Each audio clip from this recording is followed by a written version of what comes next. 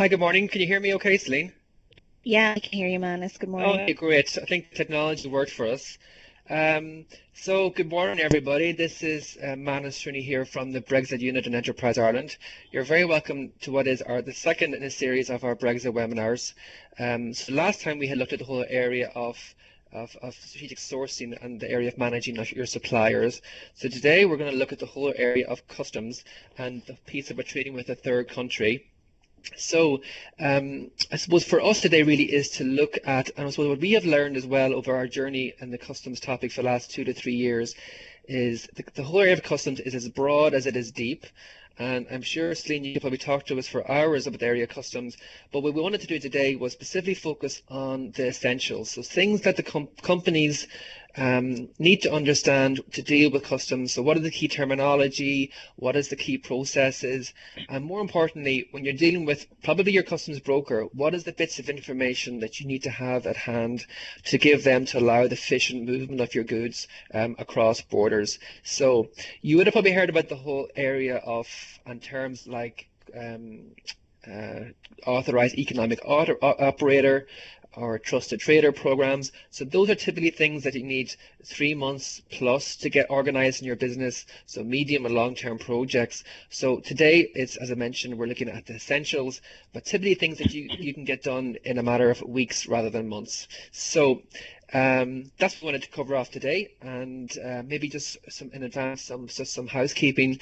As I said, the slide should be about 25 minutes, 20 minutes or so, and then we will spend a bit of time on questions and answers. We'll record the webinar, of course, and it'll be available on our website to watch on demand. And to submit questions, you'll see at the bottom left-hand corner of your screen, there's the messaging function there, so you can submit some questions to us, and we'll pick them up then towards the end. Just in terms of the Q&A side, and I know I can see some people coming in from the border area, but what we're trying to deal with here today is trade that is about east and west. As you know, the whole dynamic between the border north and south is still very fluid. It evolves almost daily, so that's an area that we don't have any real detail to give you on. So, but I suppose the principles are going to be largely the same when we talk about dealing with east and west. But of course, the special case that will be around the Irish border. So we might come back to that later on. But just if the questions can be related largely to east and west, that would be ideal. So. Let me first introduce Celine. So Celine is Assistant Principal Officer in the Customs Division within Revenue, and she's been in that role now for the last sort of 3 years. And as part of that role, she's been out and about educating businesses about the impacts of customs and things they can do to prepare for Brexit. She's also involved in a number of activities across governmental departments and a number of intergovernmental activities. But I suppose most importantly, and I suppose along with everything else, she's been helping us as an organisation, Enterprise Ireland, to understand what this whole area of customs means. And she's been on the road with us, and of course the team in Dublin and Nina have been huge help to us to try to bring some of this awareness around the SME community around Ireland. So we're big fans, Celine, here of the revenue. I'm not sure if every company can say that, but anyway, I can say Enterprise Ireland are massive fans. So just thanks for all your support. So we're doing today some of the essentials. I haven't mentioned to you before, so I might get you back in a few weeks' time to cover off something else. But let's focus today on some of the main essentials of customs. So does that sound okay, Celine? Sounds great. Yeah, thanks, Manus.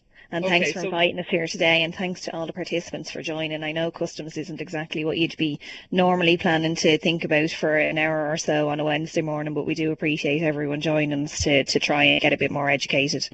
great. So let me start with just to try to sort of almost set the scene. And I suppose it follows my own customs journey as when I started getting my head around this, Celine, um, is when I first joined, and I suppose you've heard it quite a lot in the press around the need for, or what's going to happen next is around an ambition. And I suppose you can pick here any adjective you want, whether it's a comprehensive trade agreement, um, extraordinary trade agreement, friction. I mean, frictionless is also mentioned quite a bit.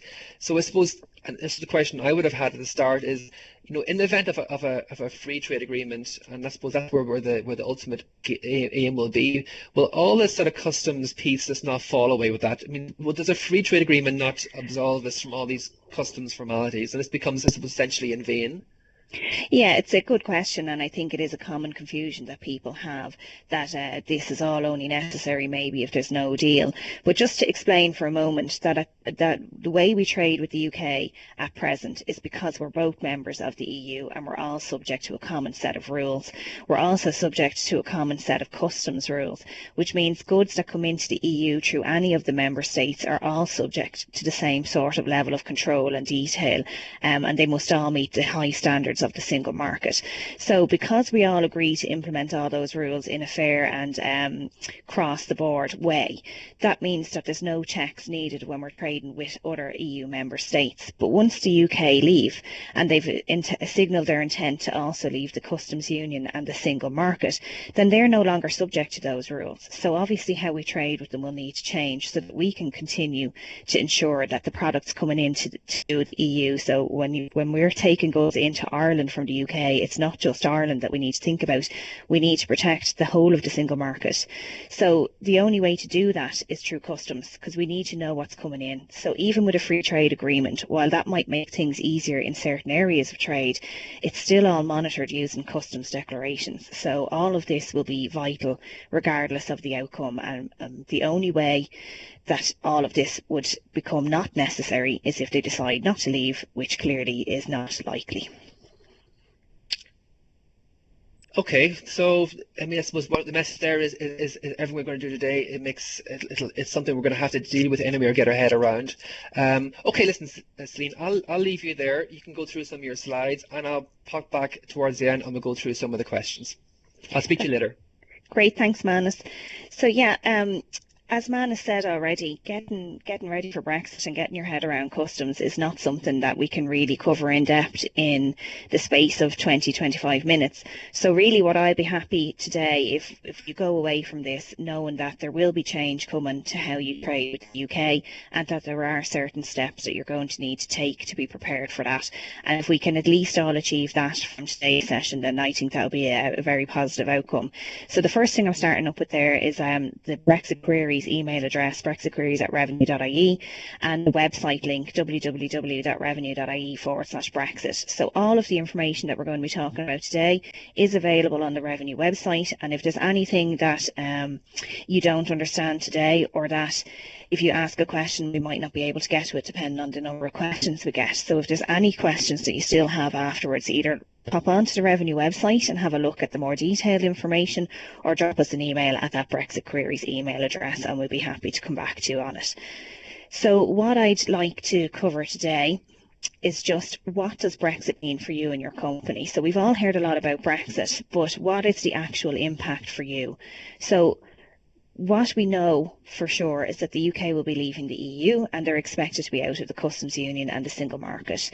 So from a customs perspective, and this is just a technical term, the UK will be known as a third country. And that means that customs formalities will apply. And when we say formalities, I don't want people to run scared. What we mean here is that your trade with the UK will have to now take place with a customs declaration.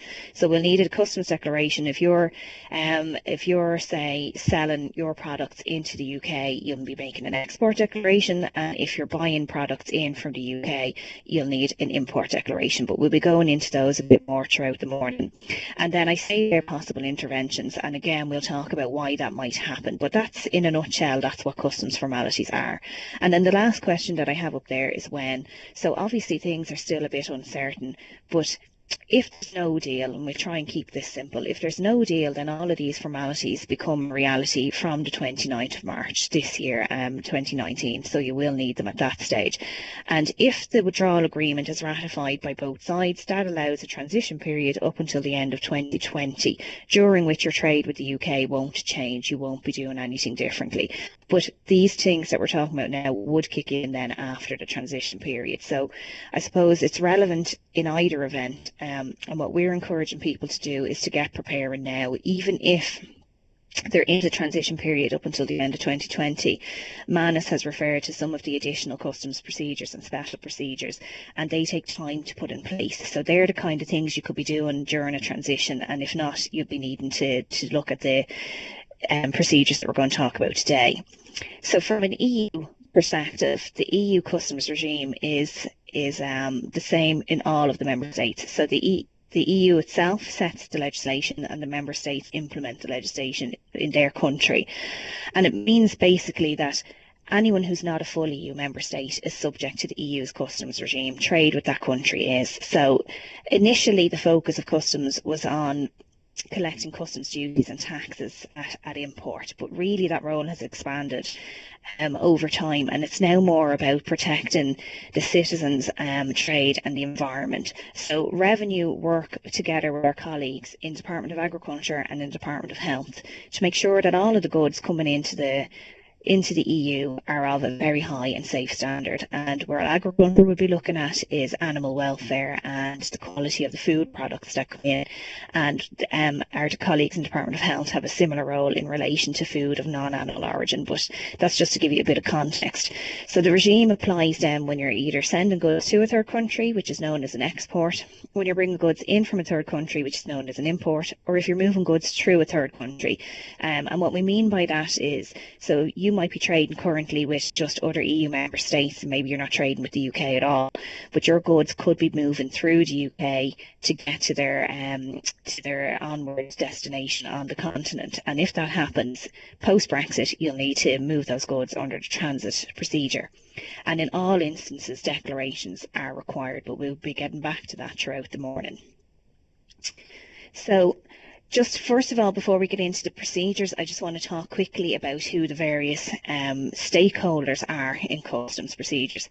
So if I'm, say, if a company here, if I'm a hairdresser or something, and I sell shampoo, shall we say, to the UK, to a company in the UK, I'm an exporter post-Brexit. So that's what all that technical language in that first bullet point is just saying. If you're selling products to somebody in the UK, you will be an exporter post-Brexit.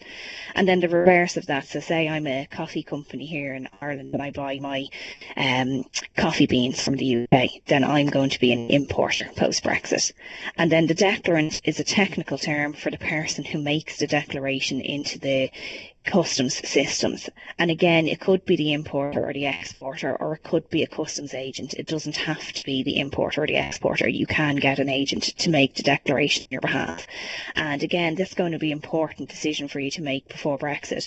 Are you going to handle your customs formalities yourself? Are you going to submit the declarations? And if you are, you're going to need to get specific software to allow you to interact with our systems.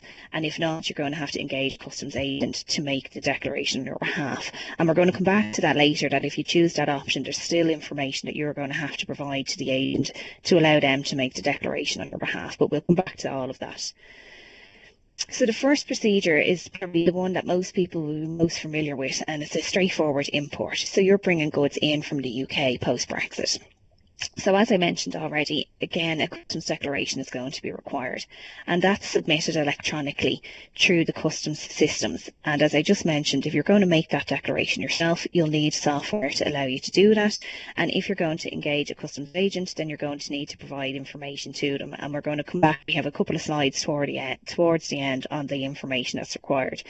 So what happens then? All of the declarations are electronically risk analysed. And at the moment, that only takes about 30 seconds for us to do that. It's instantaneous almost in the background.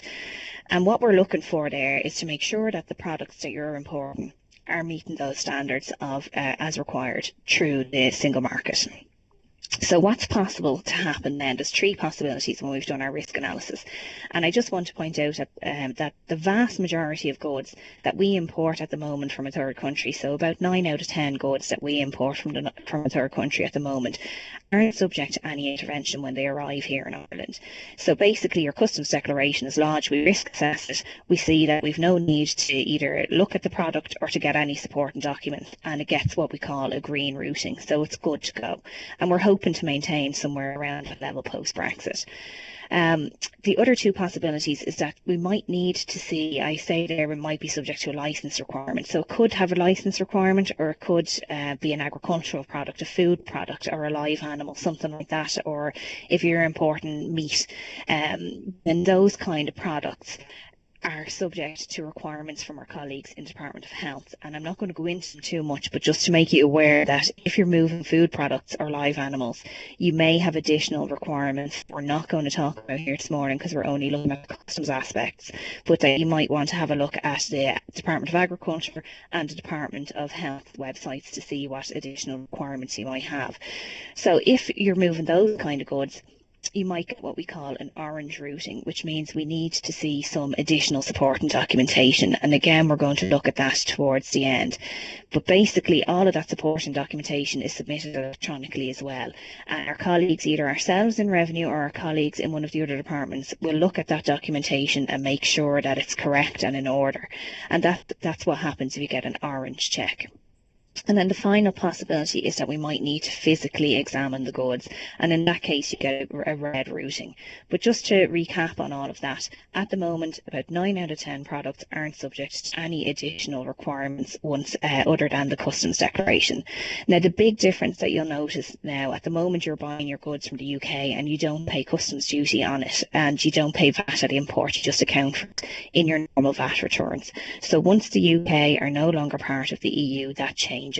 You're importing now from a third country, and imports from third country are subject to customs duty and VAT at the point of import. Now, just to clarify a little point here, and it's the last thing I have up on the slide. If there is a no-deal Brexit, the Minister for Finance has announced that he will introduce postponed accounting for VAT. So it will be time limited, and basically what that means is that for a period of time post-Brexit, you'll continue to account for the VAT at import as part of your normal return. So the money that will be payable at import will be the customs duty. But again, we won't get too caught up in it now, but just to make you aware that this could be a significant change to how you're doing business at the moment.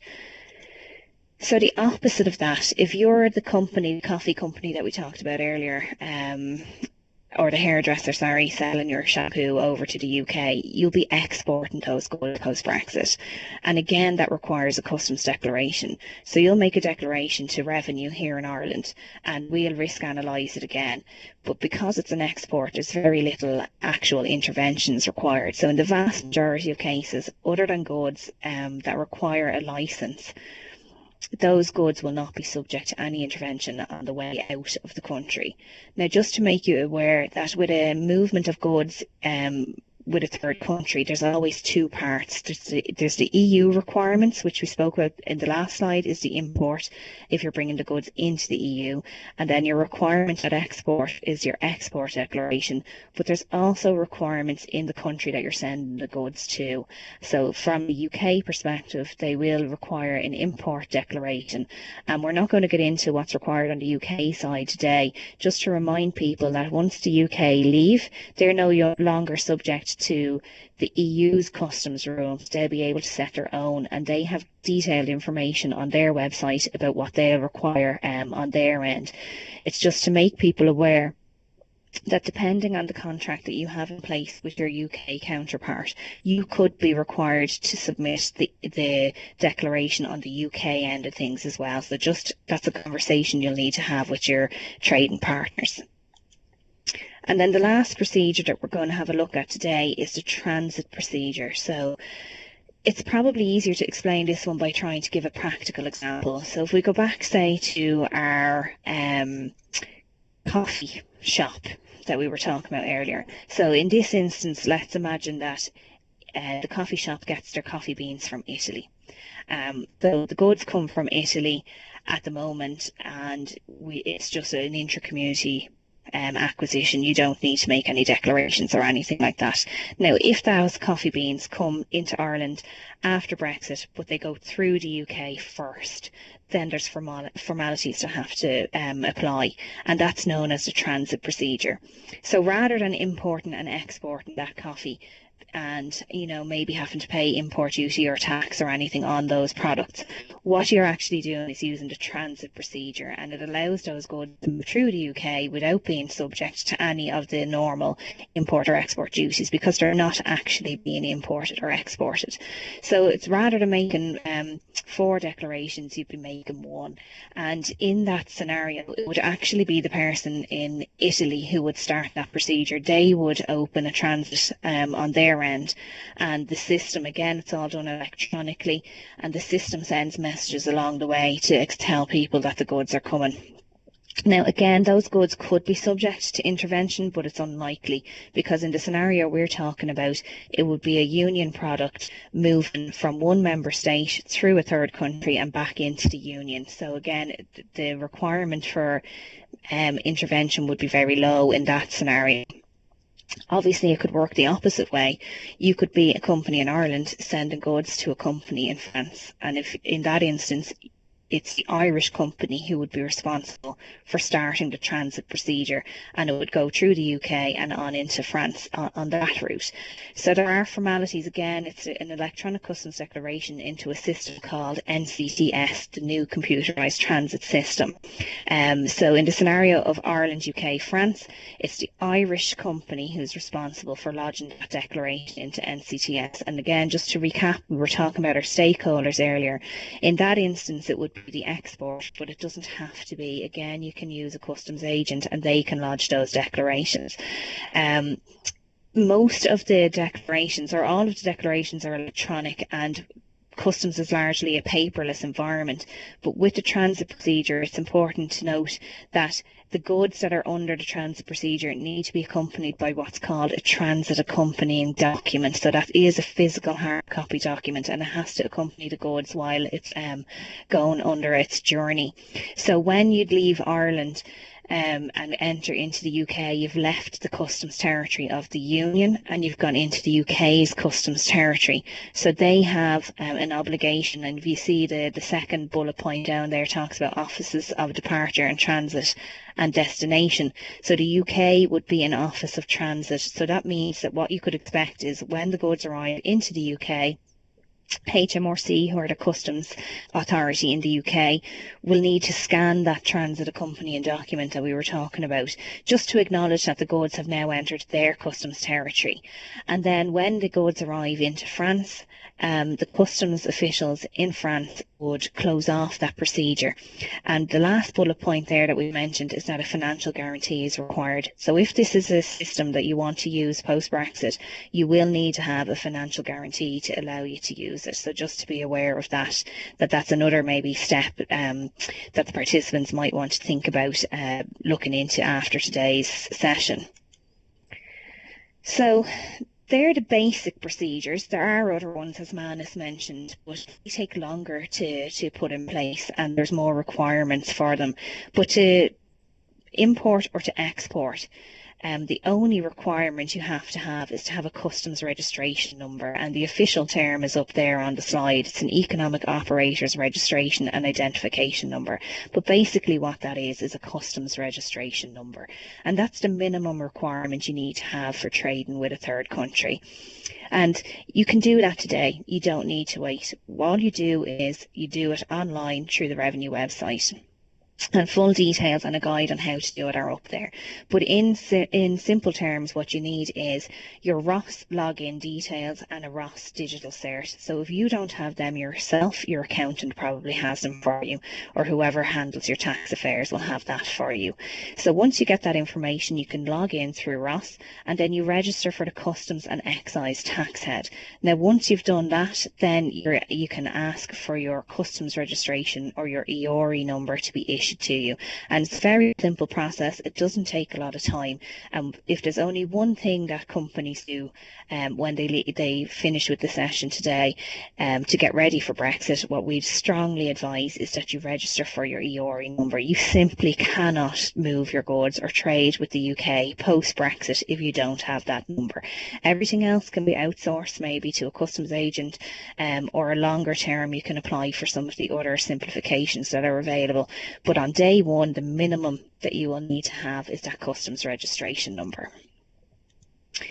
So once you register for that customs registration number, you automatically get a trader account number. So we've mentioned a couple of times about customs duty and taxes.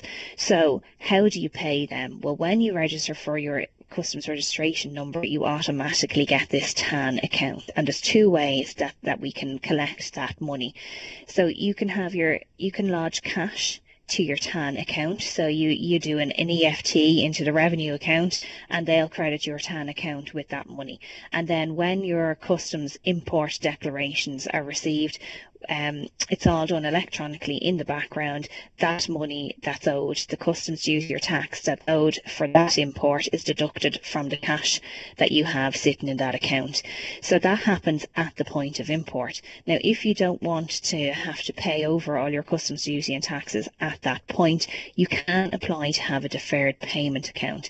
Now, it is an authorization that's required, and it does take a little bit of time, but you can do that. And basically what that allows you to do is that all the goods that you import, say during January, rather than paying the customs duty and tax for each import as it comes in, you combine everything together and it's deducted by direct debit on the 15th day of the following month. So everything that you would brought in January, you pay all your customs duty and taxes together on the 15th of February. So it is a cash flow benefit that you might want to consider. But again, you do need to be authorized to use it, and you need to have a comprehensive guarantee in place to do that. So what is a comprehensive guarantee? Well, it's a guarantee that if you've suspended the payment of your customs duty, it's a guarantee that ensures that revenue will be able to collect that money in the event that something goes wrong. So it can cover both debt that has been incurred and that debt that may be incurred. It covers more than one declaration, and it can cover more than one procedure. So we're not getting into the special procedures today, but just to be aware that there are other procedures that are available to you in the longer term, and your comprehensive guarantee can cover all of that. So there's two ways about it. You can have a cash deposit, or you can have a financial or an undertaking with a financial institution. And again, these take time to put in place, so really go and think about it. And then there's waivers and reductions available in certain cases, but for day one, you just need to be aware that if you want to have a deferred payment account, or if you want to use the transit procedure, you will need a comprehensive guarantee.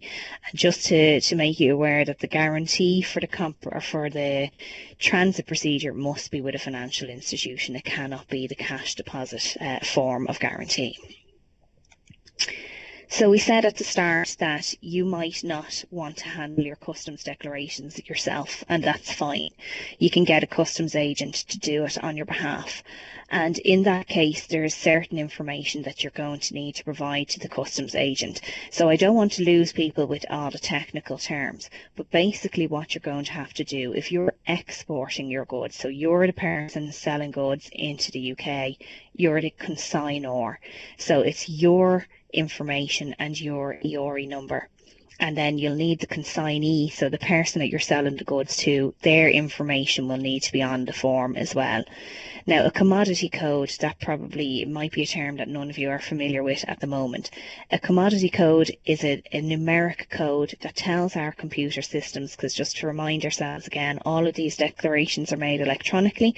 So to tell the systems what type of goods are being moved, you need what's called a commodity code, or you might have heard it called a CN code or something like that. It's all the same thing, but it's a numeric code that tells us what kind of goods are being moved. And where it's important is more on the import side. So if you're the coffee company, again, bringing your coffee beans in from the UK, you're the consignee in that case. So again, you're going to have the person you're buying the goods from, you're going to have to put their information in, and you're going to have to put your own information in and your EORI number. And then it's the commodity code that tells the system what type of goods are being moved. So there are there's thousands of commodity codes, and there would be one specific one for coffee beans, and that will tell our system that it's coffee beans that are coming in. And it would also tell the system then would be able to see what rate of duty, if any, is applicable to those products. So it's really important that you get that piece of information right. And again, that's something you could be doing now in advance of Brexit. There's tools available to help you do that. There's the TARIC system, that's TARIC, and that's available on the EU's website, and that can help you to classify it. We have a classification unit within Revenue who can also help if you're not sure, and their contact details are available on our website as well. And then Intertrade Ireland have a tariff tool that's also very valuable support in trying to help you to determine that commodity code. The next piece of information that you're going to need to have is your valuation. And that might seem straightforward, but what it is for a customs valuation is the cost of the product plus the delivery terms. So what we mean by that is the transport costs and any insurance. So it's the cost of the product, the freight costs and the insurance costs. And then the next piece of information is the country of origin. Now you might think to yourself, well, I'm buying my product from the UK, so the country of origin must be the UK, but that's not always the case. So your supplier in the UK, if we look at these coffee beans again, people think I'm obsessed with caffeine at the moment. If you're buying your coffee beans from a supplier in the UK, they may have sourced that, say, from Colombia or Kenya or somewhere like that. And it's unlikely that the origin of those products has changed. So it's the country that the goods originally came from. Now you're going to be the only person in your supply chain who's going to know that. You'll be the only one who'd be entitled to ask your supplier for that information. So just to be aware that you will need to know that as well. And the country of origin can affect the customs duty that's payable on those products. So another really important piece of information that you're not going to need to get. And then the last one, the truck registration or the trailer ID, really that's applicable to goods that are going to be coming in from the UK on a truck, on a boat. So about, I think, 80% of all our trade with the UK happens on by ferry, by trucks arriving in or leaving Ireland on a ferry. So if your goods are coming in from the UK on a truck, that's a cab and a trailer combined, then it would be the truck registration number. And if the goods are just coming in on the trailer, so the cab isn't accompanying it, then it would be the trailer ID. Now you might be thinking to yourself, how will I possibly know that information to give to my customs agent? And this is why we're saying it's really important to start having discussions with your supply chain, with each person in the supply chain, to see what steps they're taking to prepare for Brexit and to get that kind of information from them.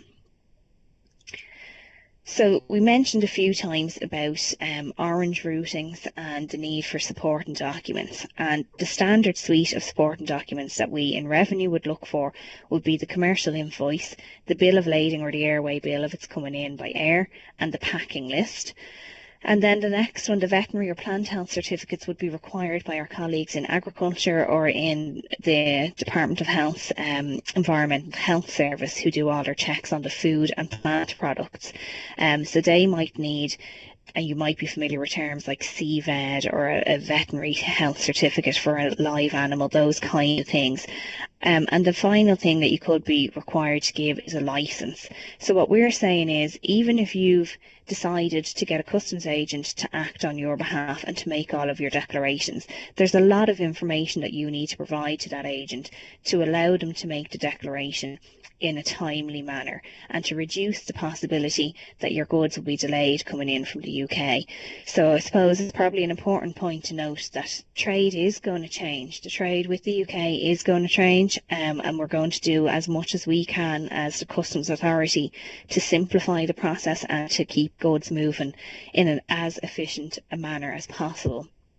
But there are definitely things that you can do to help, and providing those key pieces of information is one of those. You don't want to be the cause of delaying your products when they're moving through the ports and through the customs procedures. So what can you do now to get ready for trading with a third country? We've been doing, as Manus mentioned earlier, we've been working with companies for a number of months now, helping them to get ready for Brexit.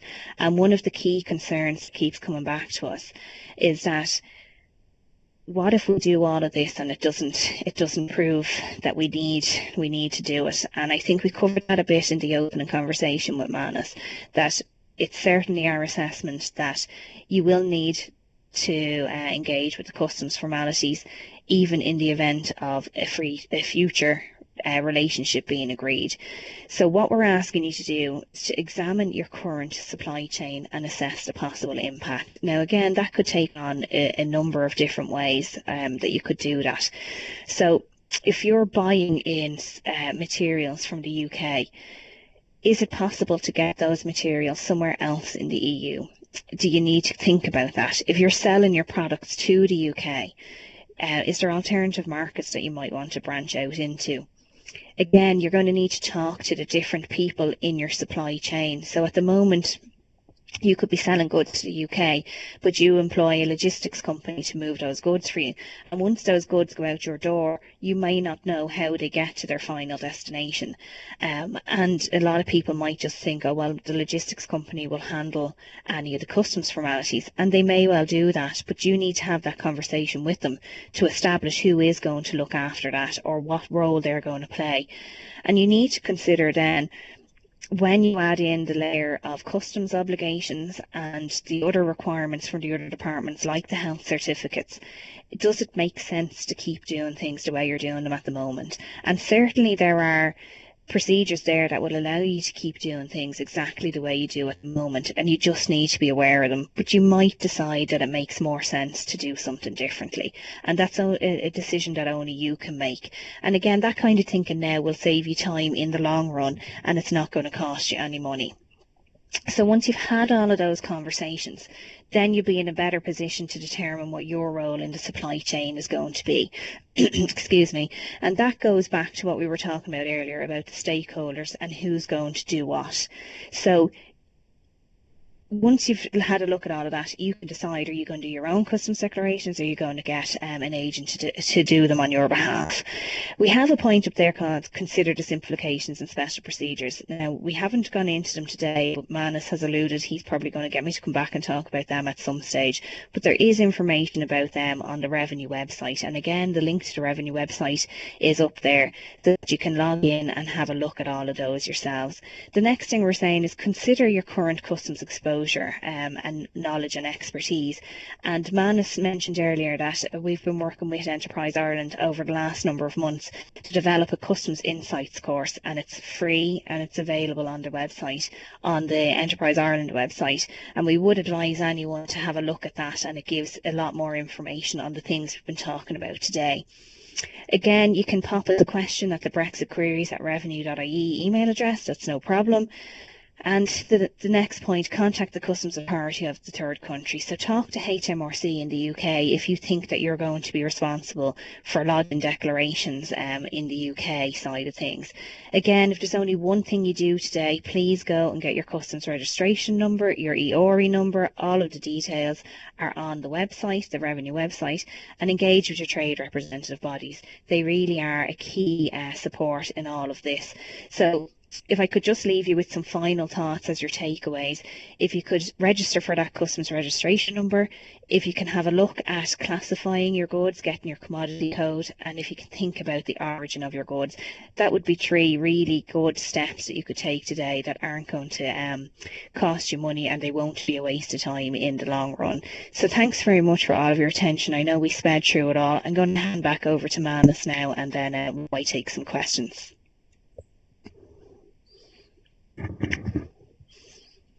Great, Celine. Thank you very much. That was wonderful. Great. I must admit, I've heard that presentation now, I don't know how many, countless times, and every time I hear it, I learn something new. And it's probably just almost something for probably all SMEs that you kind of need to hear it once or twice. A bit like anything, really. You need to hear it a few times and bookmark it and go back into it, and suddenly it starts all to click. So, Celine, we might take a couple of questions now. There's a few. Actually, Celine, if you're able to click in that little box at the bottom left, and you'll see 1 or 2 coming in, but maybe in the meantime, I might just start off with one that's going to come in by email, and I suppose it resonates to a point you mentioned about getting a customs broker to do some of this work for you. But does Revenue have a list of customs brokers available, or that have been authorised or vetted, or how does that work? Where can they find someone that can do this work for them? Yeah, no, you don't need to look for, say, a revenue approved customs agent.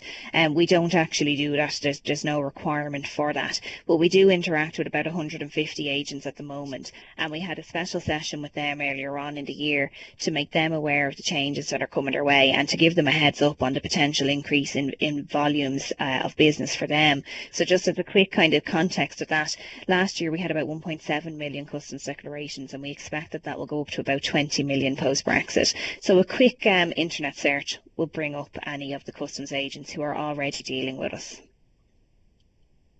Okay, and I suppose can I do this a lot of this declarations myself in-house, and then what would be required for that if I decided to do declarations myself?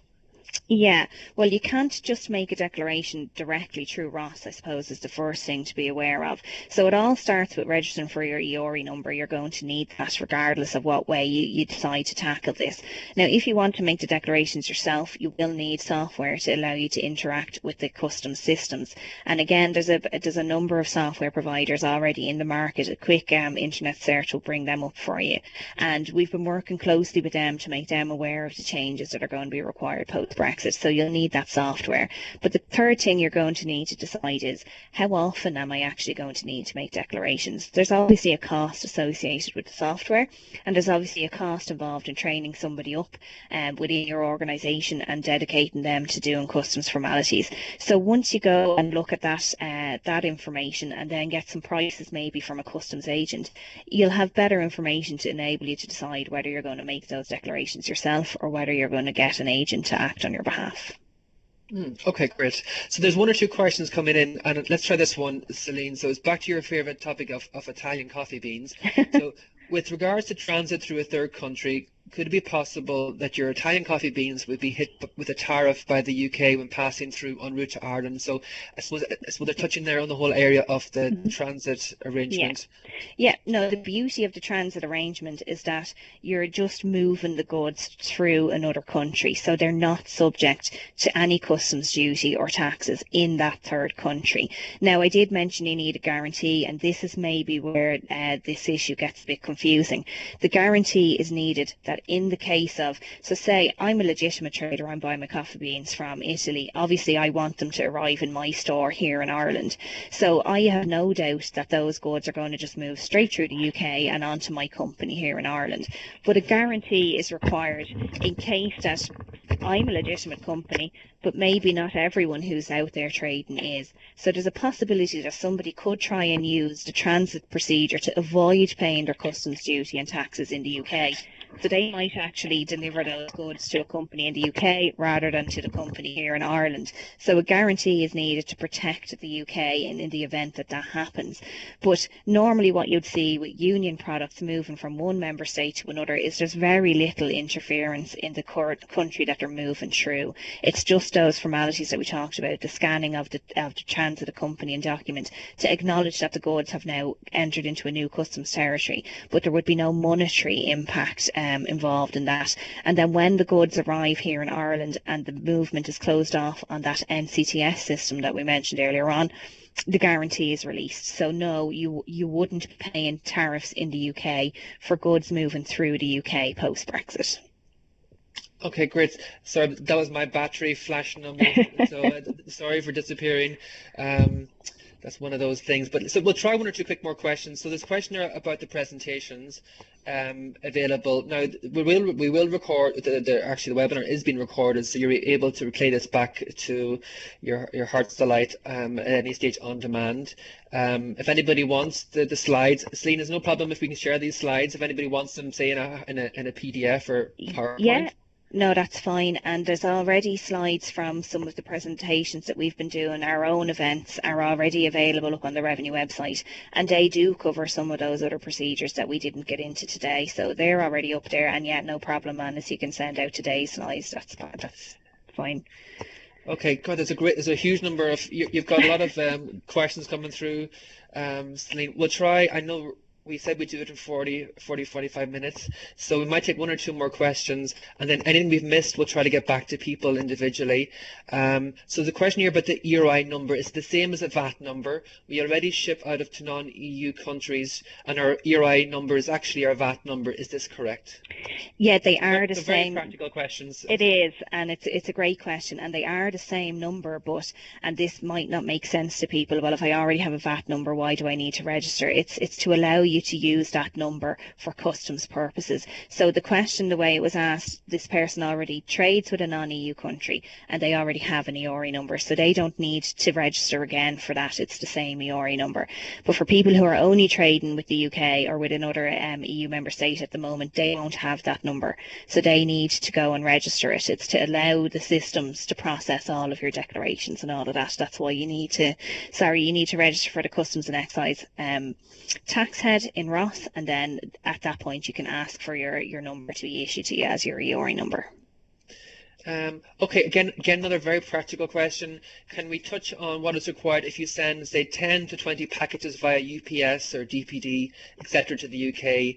And if it costs less than £140 sterling. So is there limits there? Was that probably where the question is coming from? Is there limits around or thresholds around customs declarations? No, for any commercial movements, there's no lower limits. You require a declaration at all time. I think what the person might be getting confused with there is, so say if I'm a consumer, I'm an end user, and I order in a product from outside the EU. So something that most of us can probably relate to is, say you've ordered something online from a US based website. Depending on how you get that shipped, and depends on a whole host of reasons.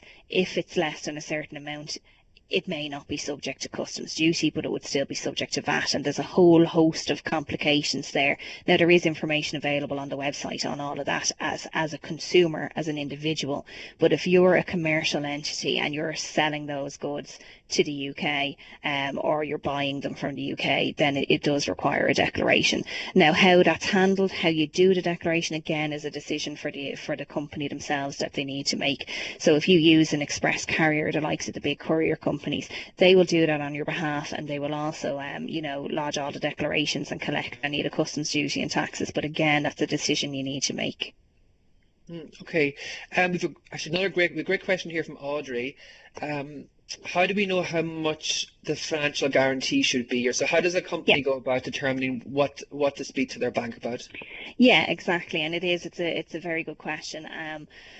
It depends on the amount of goods that you're moving, so the value of the goods and the potential tariffs that's due on that. And again, our section down in NENA, that's where we're based, can help you with that. So it's what's known as a reference amount. So your guarantee needs to cover this. It's a notional amount. So we spoke about tariffs, duties and taxes, right? So if I'm buying goods from the UK that are subject, and I'm just going to pick any rate of duty here, this is not a definitive rate. So if I'm buying a product valued at €1,000, that's subject to 20% duty, and say 13% VAT.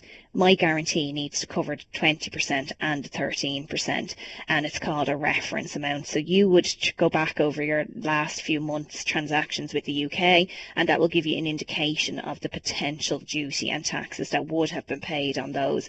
And again, that's the amount that your guarantee will need to cover. But we have colleagues down in our guarantee section who will help you to go through all of that process. And again, all of their details are available on the Revenue website. So please do go and have a look about the guidance information in the first instance, and then make contact with the relevant section. They're happy waiting to help people. But what we would say, I suppose, is don't all leave it till the 29th of March. We might be a little bit busy on that day and not be able to get to everyone.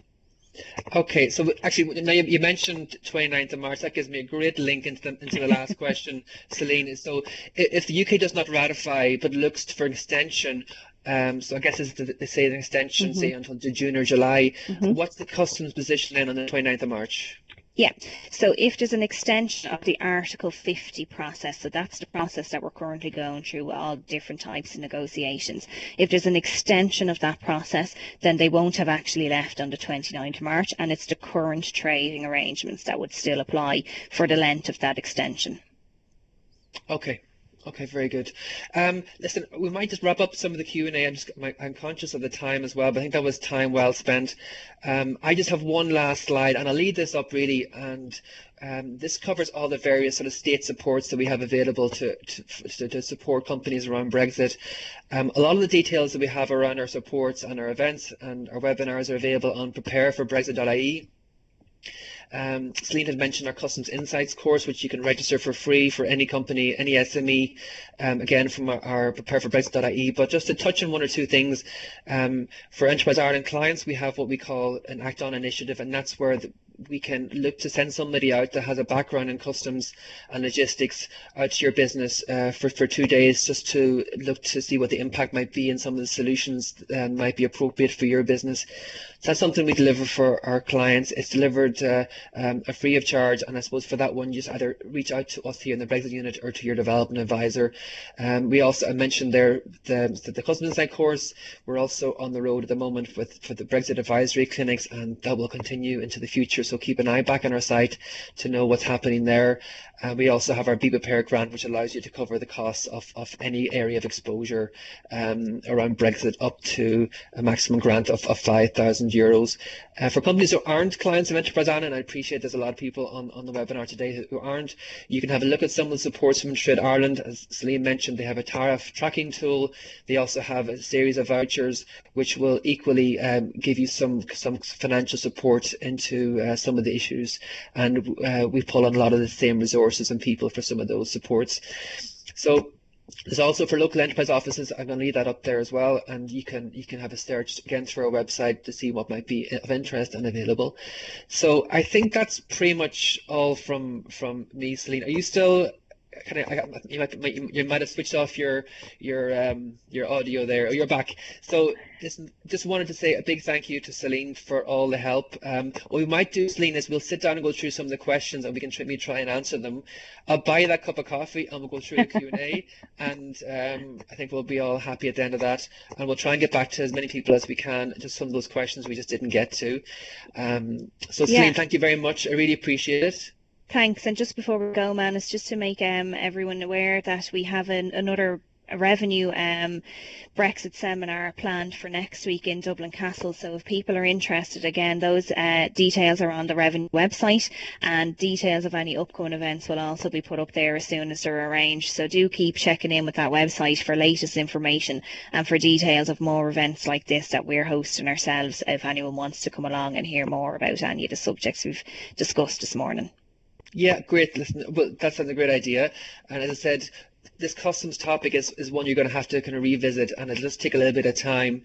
And I think there's a lot of resources between revenue. I mean, the site is wonderful. I find it very accessible, to be honest, for a topic that can be quite complicated. And between our own state supports here from Enterprise Ireland and our Customs Insight course, which of course the team from Revenue was a big help for us to make sure that was as accurate as possible. There's a lot there that companies can be doing. So listen, let's wrap it up there. Celine, thanks very much. Let's go grab that coffee, and let's work through some of these questions, and we'll get back to people as soon as we can. Okay, thanks everyone, and join our next webinars now. We're going to change tack. We're going to focus on the area of currency management and working capital management. So if those topics are of interest to you, sign up for the webinars, and we'll hopefully see you soon. Thank you very much. Bye bye.